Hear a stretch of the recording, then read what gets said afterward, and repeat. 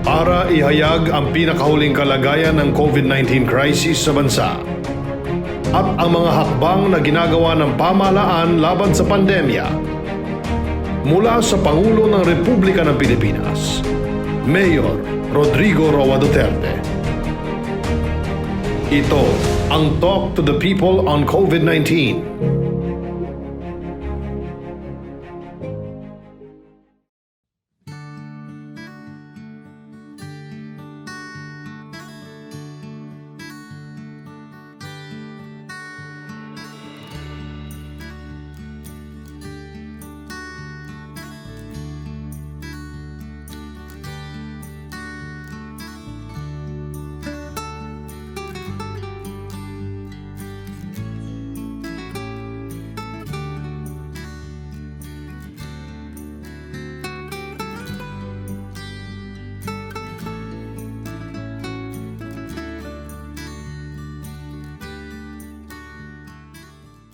Tulad ng amin nabanggit, ang paghinto sa operations ng PRC ay naka-apekto din at ang pagsasagawa ng preventive non-operation of some laboratories last weekend dahil nga muli sa Typhoon Rolly.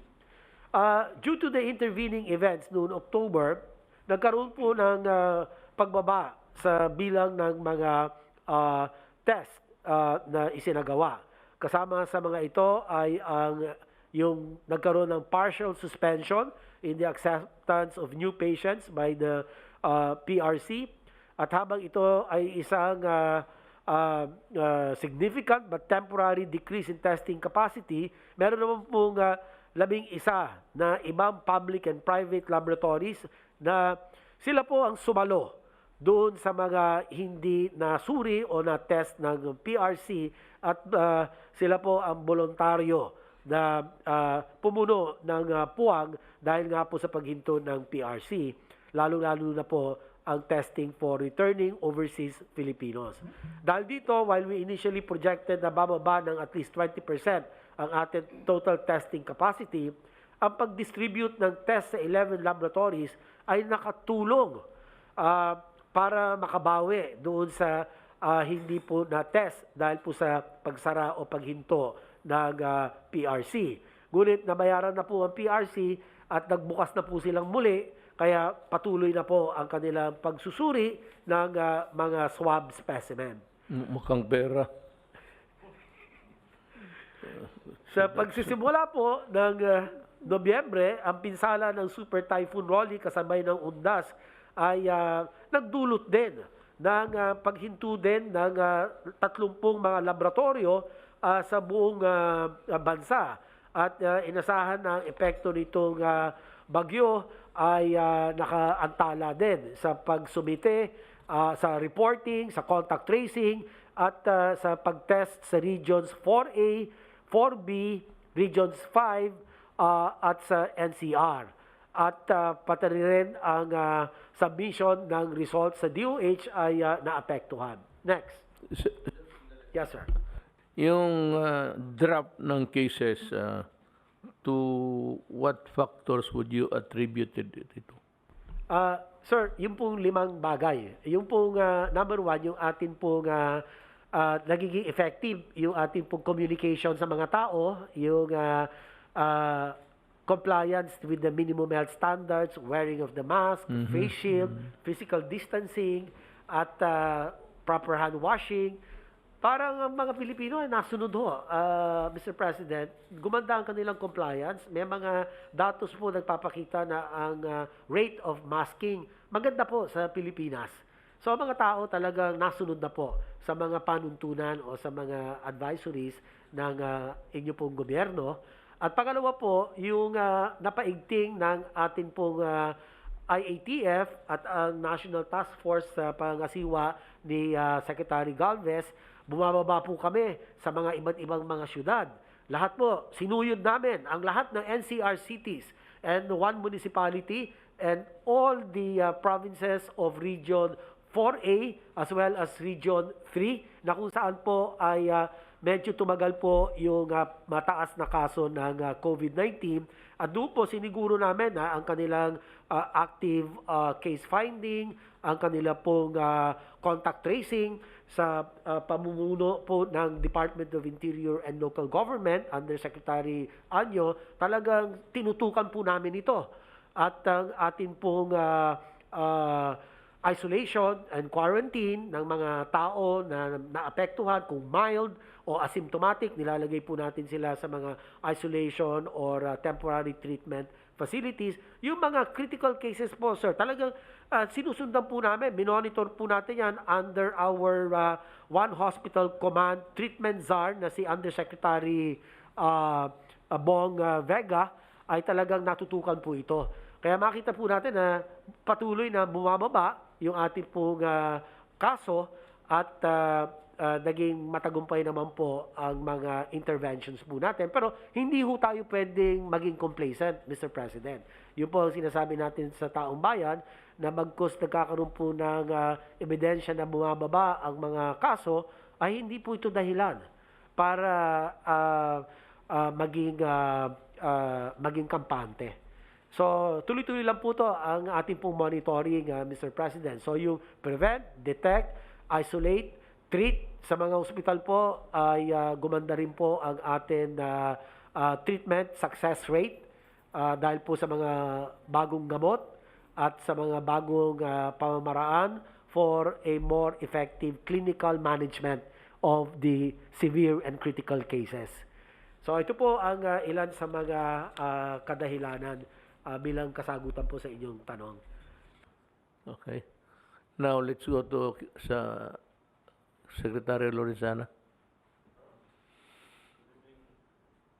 Good evening, Mr. President. Short update lang po ito. Wala po akong slide. Doon po sa relief operations sa Catanduanes, nag-umpisa na pong maghakot yung ating C-130 kahapon ng mga foodstuffs at iba pang mga supplies para doon. At tutuloy po ito hanggat kinakailangan pumunta roon.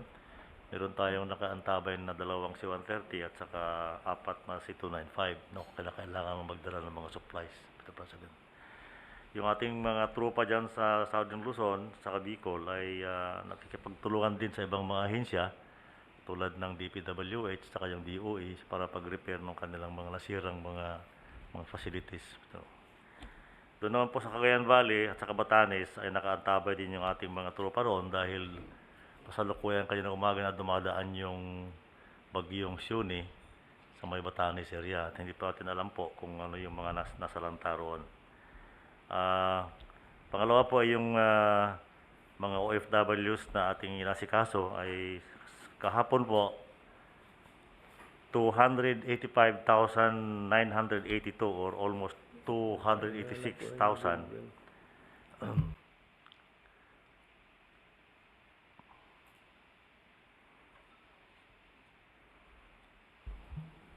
Yung pong ating OFWs ay mayroon na nakauwing 285,982 OFWs coming from different parts of the world. Yung pong mga gusto umuwi yung Pilipino sa Sabah ay medyo natigil po muna dahil nga may mga kaso sa Tawi-Tawi at saka sa Hulo. Ayaw nilang tumanggap muna ng bagong dating. Ngayon, ang isa naming pinagtutuunan ng pansin, Mr. President, ay yung mga testing at saka isolation facilities ng mga probinsya. Noong pong 2 weeks ago, ay pinadala ko si Undersecretary Yano sa Bukidnon dahil humihingi ng tulong si Governor Subiri dahil tumataas yung kaso nila doon. Fortunately, Mr. President, ngayon, bumaba na yung kaso doon at saka gumanda na rin yung kanilang isolation capacities. Sa November 10 ay pupunta kami ni Secretary Galvez sa Tawi-Tawi para naman mabisita namin yung mga pasilidad nila doon. At pagbalik, dadaanan namin yung Dipolog at saka Surigao City dahil kinausap din ako ng mga gobernador na kung pwede ay tulungan sila dahil wala silang mga facilities kung paano po sila matulungan. Yun po ang kaso ng Cebu, Bacolod at Iloilo City na medyo mataas mga isang buwan na nakaraan ay stable na po. Naayos na natin yung sa Bacolod, Cebu at saka Iloilo City. Yun lang po, Mr. President. Secretary Anyon, then followed by John Galvez. Then yung spokesman for the summation. Magandang gabi po ulit, Mr. President. Tuloy-tuloy po yung i-update ko lang po yung mga admin at criminal cases na pinagsasampa natin sa ating mga umabuso sa pagdidistribute ng Social and Relation Program. Sa 781 complainants po, ay meron 1,259 suspects at nakapag-conduct tayo ng 363 investigation. Ang 266 po ay nasa fiscal na, ang 29 ay nasa korte, at nai-refer naman natin po ang iba sa ombudsman. At 183 barangay chairman po ang itong kinasuhan natin. Nakapaglabas ng suspension naman ng ombudsman sa 89 barangay captain. At ngayon po ay pinadalan ko ng show cause order naman yung 10 mayor na wala po sa kanilang jurisdiction o area noong dumaan ng Typhoon Rolly. Sa utos po naman ninyo na pabilisin yung ating mga application ng telcos, bumilis na po. Sa loob po ng 2 linggo, 850 newly approved telco application per tower. So, ibig sabihin po ay additional 815 towers ang madadagdag. So, total po ay 2,082 na ang na-approve natin ng mga telco towers mula po nung ipinag-utos nyo ito. At meron pong 637 pending application. So, ito po yung asiksuin namin. Ang ating contact tracers naman, may 50,000 tayo na hinahire. Nakapagsimula na at nagtatrabaho na ang 45,742. So ito po ay 91.48%. At hinihintay na lang ang appointment itong natitirang more or less 4,000 something. At 43,138 po ay trained at talagang kumikilos na po. Ito po ay malaking tulong sapagkat nabigyan din natin ng trabaho ang ating mga kababayan. Lalo na po yung mga bumalik na OFW at saka yung mga nawala ng trabaho. Pangdagdag lamang po ay gusto ko lang ibalita na dito po sa 2020 Global Law and Order Report ng Gallup. Ang Gallup po ay isang Washington-based analytics and advisory firm na nag-concentrate sa law and order. Doon po sa kanilang 2020 survey at report na inilabas, ang Pilipinas po ay nasa top 50 out of 144 countries. Ang ating pong grado ay 84%. Mataas po. Ito po ay katambas natin or kagrado po natin ng Australia, New Zealand, Poland, at Serbia. So, ang konti lang din po ang pumasok na bansa mula sa Southeast Asia. Ang Singapore po ang pinakamataas na merong 97. So ito po ay isang pagpapatunay na talagang ating fight against criminality and drugs ay successful po. No? Ano po yung mga tanong dito sa survey na ito? Number 1, in the city where you live, do you have confidence in the police force? Number 2, do you feel safe walking alone at night? Number 3, within the last 12 months, have you had money or property stolen from you or another household member? At pang-apat, within the past 12 months, have you been assaulted or mugged? So out of 174,000 respondents sa iba't ibang bansa, nagkagrado po tayo ng 84. So it shows that people appreciate and recognize the effort of the Philippine National Police and other law enforcement. Yun lang po, mahal na Pangulo. I read that in the briefer, and I was really surprised. We are on the top 50, and we are lumped with countries that are really ideally peaceful. So, if it's a recent Gallup survey, it only shows that, well, we have to credit the police and the military and the other uniformed services of government who have toiled to make this country at least very peaceful. Charles, you go ahead. Yes, sir. I would like also to thank Senator Bongo for the guidance, sir. And sir, my presentation to you is the Philippine National Vaccine Roadmap. This is in compliance with your order that every Filipino should be vaccinated, Yes. and it should be equitable to the people, rich or poor. And in his summary, Yes, sir. we do it first to all of those who can afford. Wala naman tayong pakialam dyan. Yes, sir. But sundin lang natin yung listahan sa mahirap Yes, sir. as listed doon sa we gave the ones that we gave to them salaries or money. Yun talaga rin ang mauna. In that order. Yes, sir. Yes, sir. Pinakamahirap muna hanggang It is included in my presentation to you, sir. sige. Sir, basically, this is your directive that the vaccine will be our road to normalcy, and we will only have a full recovery with the vaccine. So this presentation is meant for you for the approval of the President, because it is a time-based and objective-based roadmap. And also we will raise some different options and decision points that the President and the IITF may decide in the near future. Cannot see the my liliit yung ano. Next slide, please.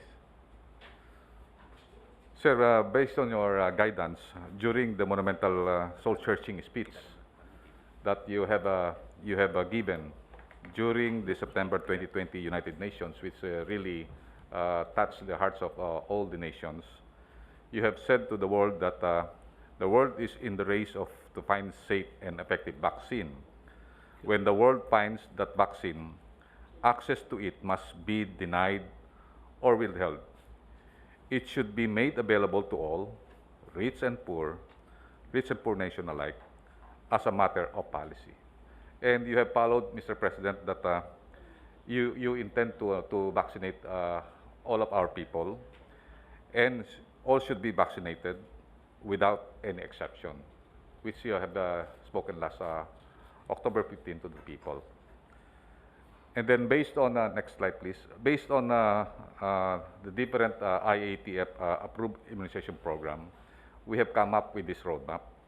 And also during the past 2 weeks, we have met the vaccine expert being introduced to us by no less than Secretary Dominguez and also Mr. Paul Dominguez. And we have met the Asian Development Vaccine expert also. And also, last 2 days ago, we have a presentation of the DOH immunization program. This is the desire of Senator Bongo during his speech, wherein we complied, sir. The DOH immunization program was presented this afternoon, and it was approved by the ITF. So yun lang po, mahal Presidente, at maraming po salamat. Thank you. That's quite a comprehensive report. Salamat po. Now, allow me a few minutes to do what I have promised to the people, that every meeting dito sa pag-usap natin sa taong bayan, that I will read the persons who are now under quasi-judicial or judicial scrutiny.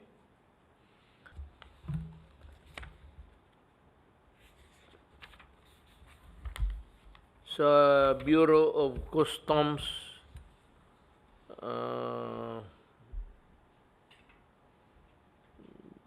dismissed from the service na to, tinanggal na. Lumuntod si Macabando, grave misconduct. He was fired by the Ombudsman. Engineer Ramon Hernandez, gross neglect of duty, grave misconduct. He was dismissed by the Ombudsman. Raymond Cabigon, gross neglect of duty, conduct prejudicial to the best interest of the service, dismissed by the Ombudsman. Hale Sinen Gamil, gross misconduct of duty, grave misconduct, dishonesty. Pati kasali dito si Raymond Cabigon, to him, pareho sila. Dismissed from the service. Vincent Butch Gambua, grave misconduct, dismissed by the Ombudsman. Vincent Butch, Attorney Lycio Martinez, gross neglect of duty, grave misconduct, conduct prejudicial to the best interest of the service, fired by the Ombudsman. Filomeno Salazar, gross neglect of duty, grave misconduct, conduct prejudicial to the best interests of the service, dismissed by the Ombudsman.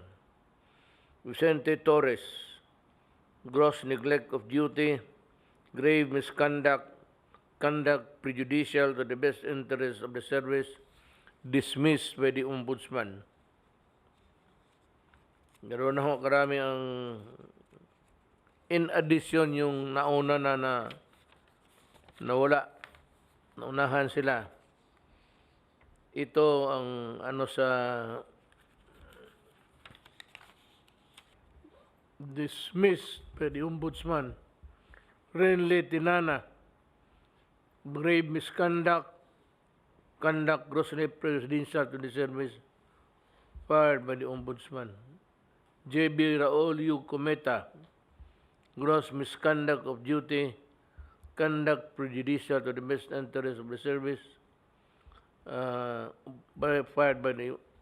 fired or being investigated by the Ombudsman. Agnes Fabian, Bureau of Customs, with a firm decision from DOF, dishonestly dismissed from the service. Alan Pagkalinawan, grave misconduct, conduct prejudicial to the best interest of the service, the decision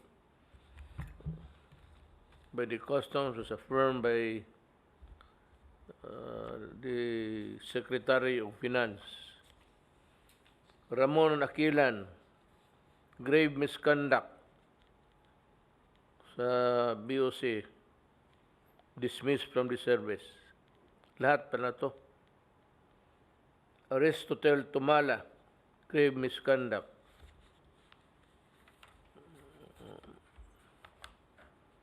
Itong iba,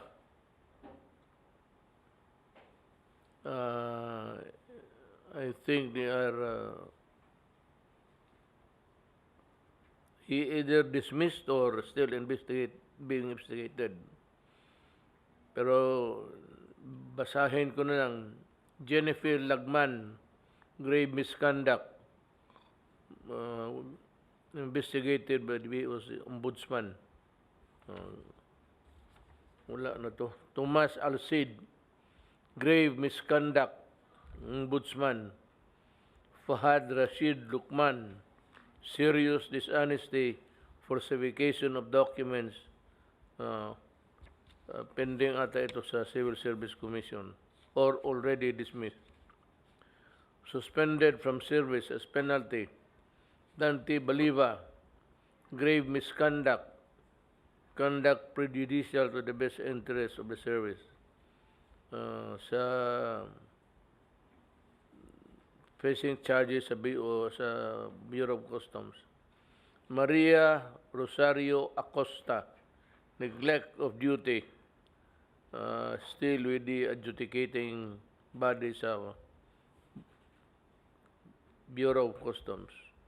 Nobel Carandang, gross neglect of duty with the Bureau of Customs. Dolores Domingo, investigated by the Ombudsman.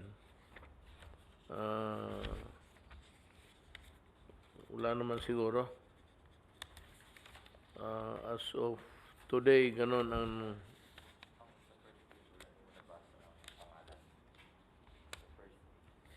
ang meron dito. Oh. Preventive suspension. PhilHealth, Jovita Aragona, grave misconduct, serious dishonesty, conduct prejudicial to the best interest of the service being investigated by the Ombudsman. Calixto Gabuya Jr., same PhilHealth being investigated by the Ombudsman. We can expect shortly the decision of these cases. Next week, we are still investigating DPWH. Ang DPWH, ang pinaka-racket dyan is yung ghost project. So walang delivery ghost project. Marami yan. Karamihan yan, it's the regional director. Ipapalabas nila na may project ito, but wala. So the best way is to conduct an audit of those projects to determine if they are ghost projects or not. And I think they are plenty. And I dare say that ang pinakamarami siguro matanggal would be from DPWH. I really intend to clean government. At least kung hindi ko kaya, maminus-minusan ang kurakot sa gobyerno. Yan na lang ang konselo ng tao na mahuli at mapreso. But most of this, yung misconduct, actually, that's the administrative term. Pero kung tignan mo yan ang crime nila in the penal side, mga falsification yan, malversation. But dito sa limited kasi ang ground, pero just the same. Pag gross dishonesty, ganon yan. That's embezzlement. Ang pinakamarami, itong road right of way na hanggang ngayon, ewan ko kung ano nangyari. This was this scandal in somewhere in Cotabato. I remember it, but I am remembering it now. Tignan ko tanungin ko ang DPWH kung ano ang nangyari doon. Or I will have it re-investigated. Tapos yung sa itong mga karamihan ghost projects, yan ang ano dyan. Yung iba naman, kagaya ng public works na nakita ninyo, yung kubeta na walang cover na puro nakahilira lang yung bowl ni Duro. Walang division, wala lahat. Yung mga putang yan ang klaseng trabaho. So yung balikan ko yon, I'd like to remind anybody sa DPWH who has had a participation there, being investigator or connected with the construction, you better you report to me. Tanungin ko kayo kung paano ako magdumi kung ganito na para kaming classmate, seatmate kami ng tangin. Kalukuhan, kabastusan talaga. I'm sure, government will not allow that kind of project. No engineering in his department or the engineers themselves would be too crazy to do that. Yan ang mga project na siyaw-siyaw. Yung partial delivery or yung halos yan, ibigay sa iyo yung project na ganun. For the longest time, wala masyadong investigasyon dyan. Pero kayong may kasalanan dyan sa mga ganun, I advise you to resign now. Resign now. Kasi pagdating ng panahon, I will throw the book at you. Even the kitchen sink, tsaka makita ninyo, you'll be prosecuted administratively and criminally at walang patawaran dito. This is not the time for condonation or being basta yung pera ng tao. Ang ibang kasalanan, okay lang. Pero itong mga ghost project, mga project na wala dyan, mga karamihan yan, yung mga health centers, wala yan. At tip lang yan. Kung yan ang ginawa ninyo, that's short-changing government. You will go to jail for that. I have 2 years to do it and about 6 months to file all the charges. I'm sure that ang Sandigan Bayan would be kept busy hearing the cases.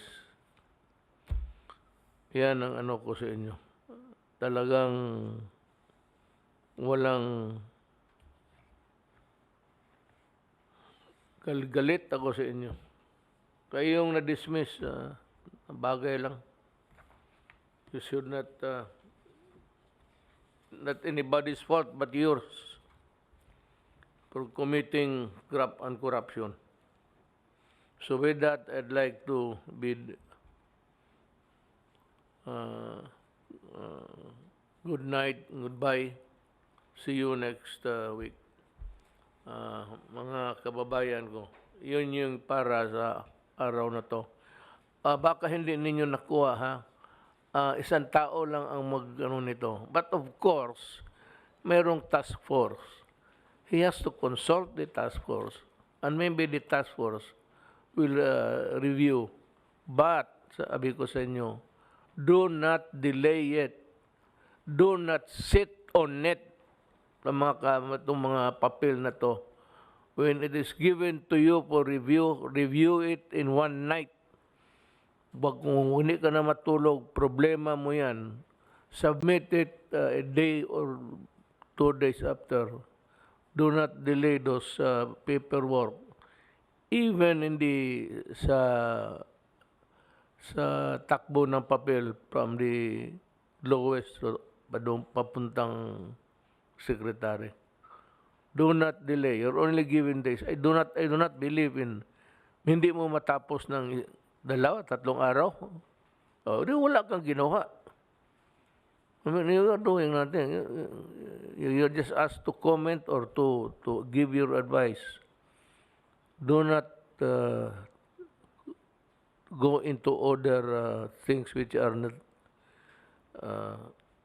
delegated to you. Magre-report lang po ako dahil sa Catanduanes po kami nag-press briefing kanina. Matindi po yung damage. Hindi po ako nakarating ng Yolanda, kayo po nakarating. So hindi ko alam ang comparison. Pero from the air po, talagang wala kayong makita na bahay na nag-survive. Walang puno na nag-survive talaga. Dahil yung bagyo po talaga, initial landfall, kasagsagan ng lakas niya, Catanduanes. Si Mayor Inday, my daughter, Opo. nag-ikot na. Opo, nagbigay nga po ng 1.5 million daw po si Mayor Inday doon sa Catanduanes, no? 1.5 million po. Galing ata sa Davao City po na donation. Binigay niya kay Governor Kua. Pero matindi po, mga 35,000 po ang pamilyang apektado. Sa bahay po, 10,000 po ang totally damaged homes, 19,000 partially damaged. Tapos ang evacuees po nila sa government center, 7,000 plus.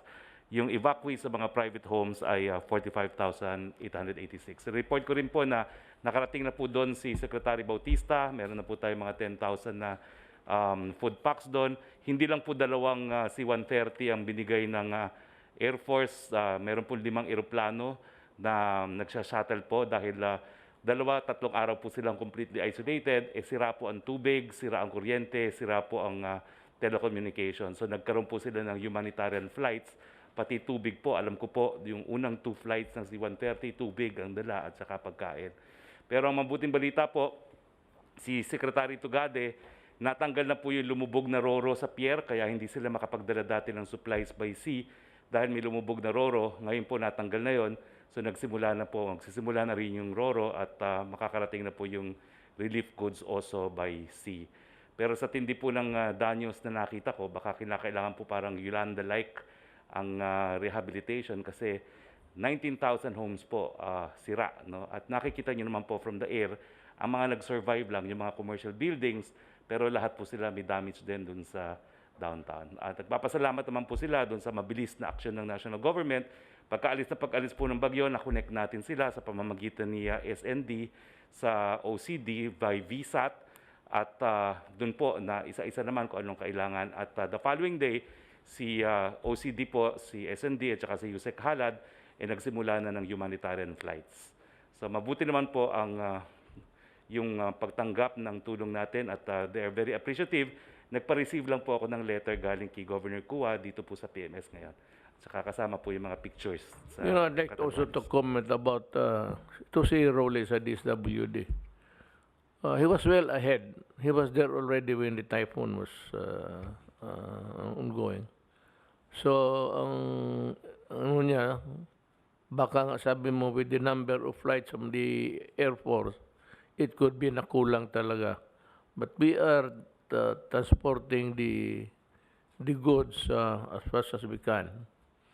And this may be a redundant explanation, but ulitin ko lang sa mga tao hindi alam, ay umuwi ako ng probinsya sa Davao kasi araw ng patay. Yun yung araw na kasagsagan ng dumaan ang bagyo. Gusto ng iba na nandito talaga ako pagdating ng bagyo. Gusto nila salubungin ko yung bagyo. They want me to commit suicide also. So, but the following day, kinabukasan, mga alas 3, nag-touchdown na ako sa Naya. Tuloy na ako. From the Naya Airport, diretso na ako sa Bicol. Ginubatan, naglanding ako doon. Kinausap ko yung mga tao. But I also had an accurate view of the destruction wrought about by the typhoon. Umuwi ako kasi may patay na ang nanay ko pati tatay ko. So, yung kayong gumadali, gusto ninyong wala kayong mapuntahan kung hindi magreklamo, magpatay kayo ng isang kamag-anak ninyo para pagdating ng All Souls Day na doon ka rin sa Lecheng Cemetery. Well, that's a tradition and of course an obligation for Filipino. Ganon tayo eh. Tayo lang naman. Tayo lang ang basta yung even in Christmas there's no celebration. Those of you who have been to the United States, they do not celebrate Christmas. They celebrate, walang New Year. Yung New Year yung sa Times Square. Countdown, but yung nila is yung Thanksgiving ang sa kanila. Hindi Christmas.